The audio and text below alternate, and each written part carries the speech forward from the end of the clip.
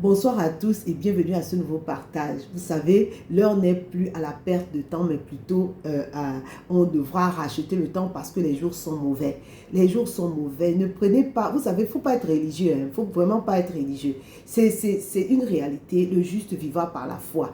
Et la foi vient de la parole de Dieu. Et la parole de Dieu, c'est cette lumière-là qui nous conduit. Vous savez, le diable est venu dans le monde pour voler, égorger et détruire. Si vous êtes chrétien dans votre famille et que vous faites partie des rares personnes qui sont sauvées, il y a une raison au fait que vous soyez cette chrétienne-là dans cette famille-là. Il y a une raison dans le fait que vous soyez établi en tant que chrétien dans cette famille. La parole de Dieu dit que ce n'est pas nous qui l'avons choisi, c'est lui qui nous a choisi. Et il nous a choisi pour porter du fruit, et du fruit qui demeure. On trouve cette parole-là dans Jean 15, verset 16, il dit, ce n'est pas vous qui m'avez choisi, non, c'est moi qui vous ai choisi. Je vous ai donné mission d'aller, de porter du fruit qui soit durable. Alors le Père vous accordera tout ce que vous lui demandez. C'est vraiment la clé. Le diable, c'est ça. Le diable sait que il veut vous détourner de votre mission au sein de votre famille et aux gens autour de vous parce qu'il y a une mission qui est là, c'est-à-dire que lorsque vous allez faire cette mission-là, c'est-à-dire se disposer entre les mains du Seigneur pour que vos proches soient sauvés, c'est-à-dire que se disposer, comme je disais, comme un intercesseur, le résultat du fait de se disposer comme ça va être que votre famille et les gens autour de vous vont être sauvés. Et ce que Dieu dit, il vous accordera tout ce que vous lui demanderez. Ce que vous êtes en train c'est-à-dire le temps qu'on est en train de perdre à se lamenter, à véritablement, à nous plaindre, à être là et vraiment à être le centre du monde. Vous savez, c'est du temps qu'on perd et c'est vraiment de la distraction. J'ai compris ça, c'est vraiment de la distraction. On n'a plus le temps à perdre. Il s'agit de gagner du temps. Il s'agit de racheter le temps, vous savez. Donc, la parole de Dieu dit, la parole de Dieu dit, est claire, quoi. Il dit, dans le monde, vous aurez des tribulations. Prenez courage. J'ai vaincu le monde. Nous avons la victoire. Nous ne luttons pas pour la victoire, mais nous luttons dans la victoire. Nous l'avons déjà. Il s'agit de croire. La parole de Dieu, c'est le royaume des cieux, c'est la foi. Amen. Je vais vous faire part de deux parties de l'écriture par rapport à la souffrance. 2 Corinthiens 4, 17, 18 dit, en effet, nos détresses présentes sont passagères et légères par rapport au poids insurpassable de gloire éternelle qu'elle nous prépare. Et le verset 18 dit, et nous ne portons pas notre attention sur les choses visibles, mais sur les réalités encore invisibles. Car les réalités visibles ne durent qu'un temps, mais les invisibles demeureront éternelles. Éternelles. Seul Dieu est éternel et il nous appelle à être éternel comme lui. Ça veut dire que on est enfant de Dieu, on est d'abord esprit. On ne doit plus vraiment, c'est-à-dire que les choses qu'on voit ne doivent plus nous impressionner. Elles vont durer un temps, une saison, mais elles sont appelées à disparaître. Donc, inutile de mettre notre énergie là à nous lamenter, à vouloir en finir avec la vie, quand on sait que le fait de vouloir finir avec la vie, avec une situation qui est appelée à disparaître, c'est vraiment disproportionné. Amen. Et la deuxième écriture, c'est dans Romains 8, 18. La parole de Dieu dit, j'estime d'ailleurs qu'il n'y a aucune commune mesure entre les souffrances de la vie présente et la gloire qui va se révéler en nous. Amen. Il n'y a aucune commune mesure. Et moi, j'aime bien dans 2 Corinthiens 4, 18, il dit que les détresses présentes sont passagères et légères par rapport au poids insurpassable de gloire éternelle qu'elle nous prépare. Dans Romains 10, 14, la parole de Dieu dit, mais voilà. Donc, c'est les souffrances, on les aura. Ça, aussi longtemps que Dieu ne va pas nous appeler ou il ne sera pas venu nous chercher, ça va être notre quotidien. Mais une chose est certaine, c'est que nous avons déjà vaincu. Amen. Pourquoi je parle de ça? Dieu nous a, quand je disais qu'on est dans nos familles et on fait partie des rares personnes qui sont sauvées, ça veut dire que ce n'est pas un hasard parce que Dieu fait toutes choses pour un but. On est là pour accomplir, comme lui-même l'a dit, accomplir une mission. Il nous a dit d'aller et que nous portons du fruit et des fruits qui demeurent. Et tout ce que nous allons lui demander, il nous accordera. Et le diable, c'est ça, qu'est-ce qu'il fait? Il nous fait perdre du temps et pour qu'on n'y arrive pas à demander des choses qui nous sont déjà... qui sont disposés pour nous et à nous distraire dans les lamentations, dans toutes sortes de dérives, dans toutes sortes de détresse. Il veut nous garder captifs. Mais à un moment donné, je vous ai dit, il s'agit de se lever. Il s'agit de se lever. Le juste vivra par la foi. Vous savez, ce qui est important, je vous assure, que tout ce que la parole de Dieu dit, cherchez premièrement le royaume des cieux et sa justice, et tout le reste sera donné par-dessus tout. Ce qui est important, c'est d'abord Christ, c'est d'abord Dieu, le Saint-Esprit. Je vous assure que moi, je réalise que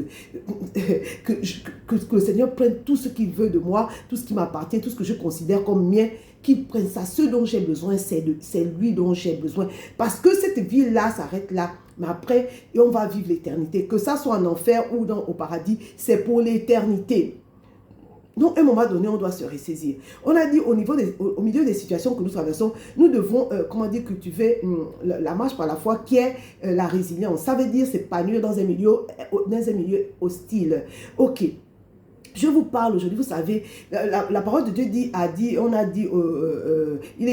Paul a dit au geôlier, crois au Seigneur Jésus, ta famille et toi, vous serez sauvés.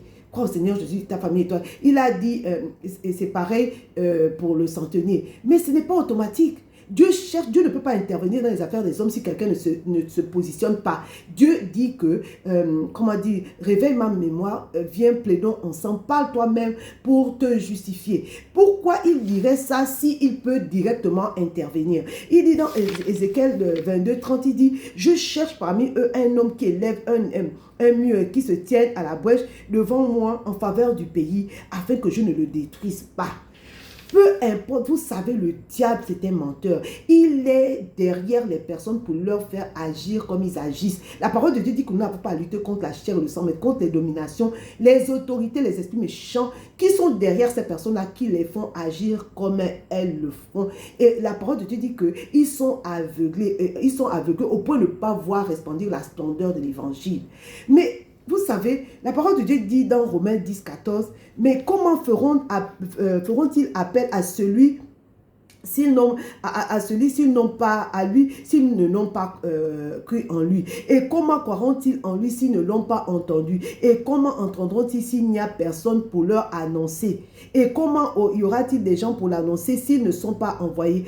Aussi est-il dit dans l'Écriture, ils sont beaux les pieds de ceux qui annoncent la bonne nouvelle. Ça veut dire quoi? On doit se tenir à la brèche et demander, aller plaider leur cause auprès du Seigneur. Ça veut dire qu'on doit demander, puisque la voix vient de ce qu'on entend vient de la parole de Dieu, ce n'est pas automatique, ce n'est pas parce que je suis chrétienne que mes frères, mes soeurs, mon mari, mes enfants seront sauvés. Non, il faut encore que je me tienne à la brèche et je rappelle au Seigneur ce qu'il a dit. Il a dit, si je crois à lui, ma famille sera sauvée. Et la foi vient de ce qu'on entend vient de la parole de Dieu. Que le Seigneur, demande au Seigneur qu'il suscite les circonstances, les situations, que ça soit au travers des médias, des rencontres qu'ils vont avoir, des lectures, je ne sais pas, mais que le Seigneur suscite les circonstances afin qu'ils entendent la parole de Dieu et qu'ils croient et qu'ils soient sauvés. Afin que le voile tombe et qu'il contemple, qu'il soit sauvé et qu'il parte des ténèbres à la lumière. Le voile tombe. Vraiment, qu'on arrête véritablement de nous plaindre. On a un but dans la vie, c'est que le plus grand nombre soit sauvé. La parole de Dieu dit dans 1 Timothée 2, les versets 3 et 4, il dit, voilà ce qui est bien devant Dieu notre Sauveur, ce qu'il approuve, car il veut que tous les hommes soient sauvés et parviennent à la connaissance de la vérité. C'est la volonté de Dieu que tous les hommes soient sauvés. C'est la volonté de Dieu. On était du monde. Si on est là aujourd'hui sauvé, c'est qu'il y a des gens qui se sont tenus à la brèche. Ça, c'est certain. Parce que Dieu n'agit pas si un homme ne demande pas. Il n'agit pas. Alors, c'est vrai qu'il est miséricordieux, il est souverain et tout ça. Mais en fait, on ne va pas attendre ça. On ne va pas attendre ça. Mon frère, ma soeur, les souffrances là, Dieu dit, quand on est chrétien, Dieu dit que ces souffrances-là ne vont pas nous tuer. C'est de la distraction. À un moment donné, qu'on se positionne, qu'on dit, Seigneur, ne cherche plus, tu m'as trouvé, tu m'as trouvé. Vous savez, souvent je dis qu'il faut prier en langue. Il faut prier en langue, c'est vrai. Mais prier en langue, qu'est-ce que ça va susciter? Ça va susciter, puisque c'est le Saint-Esprit qui produit en nous le vouloir le faire, ça va susciter en nous le désir et la soif et la faim de lire sa parole. Parce que la parole, c'est l'épée de l'esprit. C'est-à-dire que quand tu vas plaider, tu as besoin de la parole. Qu'est-ce que Dieu dit? Qu'est-ce que Dieu dit? Sa volonté, c'est que tous les hommes soient sauvés. Sa volonté, c'est que ce qu'il veut, c'est que quelqu'un se tienne à la brèche pour qu'il ne détruise pas les gens. Qu'il ne détruise pas les gens. Nos frères, nos soeurs, nos enfants, nos époux, les épouses de nos frères qui ne sont pas sauvés, vraiment arrêtons. À un moment donné, on doit arrêter, ça dit demander au Seigneur, soupirer. Ce n'est pas, je parle comme ça, moi je suis passée par là et je ne suis pas encore sortie. Mais je sais une chose, c'est que je n'ai le temps m'est compté. Et je n'ai peut-être pas choisi le début, mais je veux choisir comment je vais finir. Mon frère, ma soeur, arrête de te prendre la tête. Vraiment, cherche Dieu. Ne cherche pas le mariage, ne cherche pas le travail. Cherche le Dieu du mariage, cherche le Dieu du travail, cherche le Dieu de ce que tu cherches. Parce que toutes choses ont été créées par lui et pour lui. Et tout lui doit l'existence. Je nous en supplie. Vous savez, les situations que j'ai traversées m'ont amené à réaliser que, en fait, je frappais, mais c'était dans l'air, quoi. C'était dans l'air. Comme Paul, là, je refuse désormais de mettre des coups dans le vide, mais je veux, courir la course. La course. Faire la volonté de Dieu. Et Dieu nous a donné son Saint-Esprit. Vous savez, j'ai réalisé une chose, c'est que Dieu dit que nous ne recevons pas parce que nous ne demandons pas. Il dit nous ne recevons pas aussi parce que nous demandons mal, c'est-à-dire pour assouvir nos besoins à nous, non pas ses intérêts, non pas ses intérêts. Je vous en supplie, vous savez, le mariage n'est que pour la terre. La terre.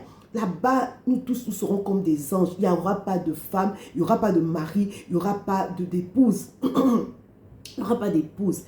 Dieu veut que ton mari soit sauvé. Dieu veut que tes enfants soient sauvés. Dieu veut que tes parents soient sauvés. Tu ne peux pas convaincre, c'est le Saint-Esprit qui le fait. Prends le temps. Ça dit que soupir après lui, je réalise que quand on prie, le Seigneur répond. Il a dit qu'il n'est pas un homme pour mentir, ni le fils d'un homme pour se repentir. Il est, comment dire... Dieu se cherche des intercesseurs, je vous assure. Vous n'avez pas besoin qu'on sache que vous le faites, mais sacrifiez des heures de sommeil. Prenez le temps avec lui. N'insistez pas quand vous avez l'insomnie.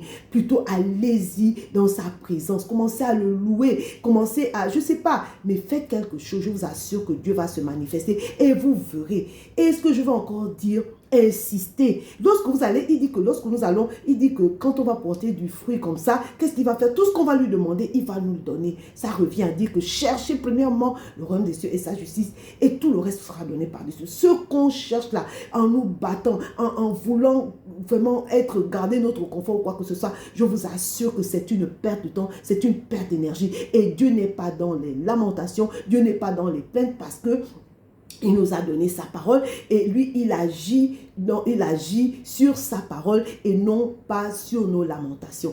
Demeurez bénis et bienvenue chez les intercesseurs.